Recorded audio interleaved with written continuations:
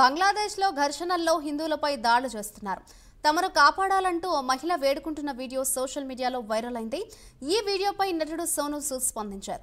దయచేసి బంగ్లాదేశ్లో ఉన్న మన భారతీయులందరినీ ఇండియాకు తీసుకొచ్చేందుకు ప్రతి ఒక్కరూ కృషి చేయాలని పిలుపునిచ్చారు. మన దేశంలో సురక్షితంగా ఉంటారని తెలిపారు. ఇది కేవలం మన ప్రభుత్వ బాధ్యతే కాదు, దేశ పౌరులుగా మనందరి బాధ్యత అని సోనూ సూద్ ట్వీట్ చేశారు.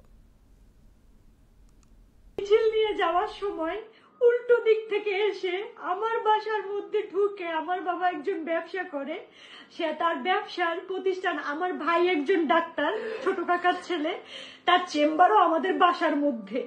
এই চেম্বারের মধ্যে ঢুকে আমাদের পুরো ভাইরা চুইরা কিচ্ছু রাখে নাই। আমার কাকাকে খুঁজতেছিল, আমার ভাইকে খুঁজতেছিল, মানে এরা কোথায়।